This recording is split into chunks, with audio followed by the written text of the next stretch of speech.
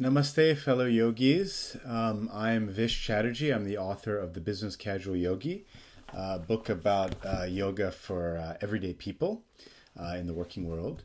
I've been a practitioner of yoga for the past 20 years. I'm also an Ayurveda coach, and I also am a Jyotishi. I study Vedic astrology and do readings. And I'm also a public health official at the Beach Cities Health District here in LA area. I'm an elected official in that role. And so I wanted to share some insights on how to deal with coronavirus from a yoga perspective, from an Ayurveda perspective, from a Vedic astrology perspective, as well as from the public health side. I do believe that as a yogi, we are all at a much lower chance of getting sick and a much better chance of recovery if we do get sick. Yoga seems to be the one common denominator in fighting this infection. I've also seen that as people have been getting sick, they've been gravitating towards yogic techniques, actually. Chris Cuomo is a very good example, doing a lot of deep breathing exercises. And I've also seen that a lot of the yogic wisdom really applies in the prevention strategy of coronavirus. So I want to share with you some prevention tips, some tips on being more resilient, some philosophy, some herbs and supplements you could take from an Ayurveda perspective that would help, and also give you a bit of planetary perspective. So first off, prevention. So we all know, wash your hands for 20 seconds, disinfect all high-touch surfaces in your home regularly, and instead of shaking people's hands, say namaste. Those are obviously obvious. But the other one that may not be so much is for, as yogis, we have a technique called jal neti, where you can use a neti pot to pour water in one nostril and out the other. So use lukewarm salt water and basically flush out any pathogens from your nasal passages. That is one of the entry points of the virus. And then very important after jal neti is that you put a little bit of oil or ghee inside your nostrils. So that's a normal technique post jal neti to put the oil in the nostrils. But that's something that, when a yogi goes into a dirty environment, bad quality air, by putting any kind of lubricant in your nostrils, it helps trap those pathogens before they go deeper into your system. So whether you use ghee, olive oil, sesame oil, I've been using mustard oil, which has a lot of antiviral properties, and I just put a little bit in each nostril, and then breathe it in, and it sort of coats and helps protect and trap things. And of course, when you do jal neti next, it flushes anything trapped out. The big thing that yogis are able to do is obviously, a daily yoga practice is very, very important in this time for your mental health as well and your physical health. But I also believe that the meditation practice are probably the most powerful antidote to stress. And as we know, stress, anxiety, fear, they all compromise our immune system. So anything we can do to keep our stress levels down, our fear levels down, that's going to help with immune boosting and resistance to the virus taking root in your physiology. And so meditation is one of those things that clearly has the opposite effect of stress. So if you're stressed and fearful, as you do a daily meditation practice, it allows you to basically have the opposite physiological response in your body of resting and being calm and alert. And that definitely helps with immune boosting. The other very important thing that yogis have at their disposal is pranayama, so breathing exercises. And it's very important that you do daily breathing exercises. And specifically, I recommend Kapalabhati, which is the skull shining breath. As you know, it's sort of, inhaling, basically only focusing on the exhale and bringing the belly in and up in a rapid way and clearing out your lungs that way.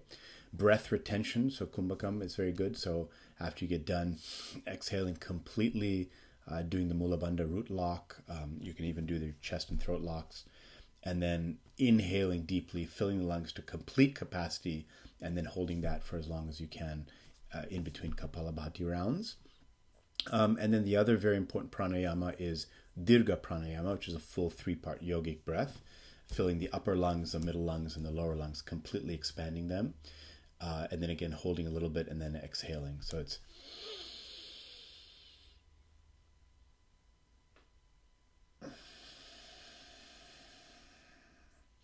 so all these pranayama techniques are described in lots of different texts. I've described them in detail in the Business Casual Yogi, so you can look that up. But basically, you're filling the upper, middle, and lower part of your lungs completely. And as you keep the lungs nice and pliable and compliant, that is going to help prevent, the hardening of the lungs that happens through this disease. The other very, very important thing is sleep. And, I know as yogis, we typically tend to get up early and have a regular morning practice, which is very important. But I would say give yourself a little extra sleep in this time. The more you sleep, that's the most multiplicative effect of immune boosting. An extra hour of sleep does wonders for the immune system, does wonders for healing and rejuvenation, and I think helps in our overall resilience. And then from an Ayurveda perspective, I would recommend some very specific herbs. So ginger is obviously very, very powerful immune booster and also detoxifier and cleanser. So hot ginger tea, drinking hot water in general, a lot of medical studies are showing that helps wash the virus out of your mouth lining and into your gastrointestinal system. So drinking any kind of hot liquid all day, 2-3 liters of hot liquids is very good to keep flushing things down and keep detoxifying the system. But if you put some chopped ginger or ginger powder in there, it would be very helpful. Black pepper specifically is very good for immunity and also for lung health. And tulsi, the Indian holy basil plant, tulsi is very good for boosting the immunity of the lungs very specifically. It's a lung booster. And then turmeric is a good anti-inflammatory and also a very good thing that you can regularly take. And then the other thing I recommend, if you start to feel like you're getting a little sick, maybe it's seasonal cold or a little bit of flu, or maybe it is a mild case of coronavirus, vitamin C is very helpful. So amalaki very specifically is an Ayurvedic herb that has about 10 times, if not 20 times, the amount of vitamin C than oranges, for instance. So it's a very high concentration vitamin C. And so amalaki is another supplement you could take in tablet form or in powder and put it into your hot drink. So what we're facing right now from an astrology perspective is some very severe Saturn and Rahu issues. So Saturn is a planet that isolates us. It's a planet that makes us lonely. It's a planet that causes disease. And it's a planet that teaches us difficult lessons. And what Saturn likes to see to appease it is that we heed the lesson that it's trying to teach us. So it's asking us to stop going out and being out there. It's asking us to go within instead of outside.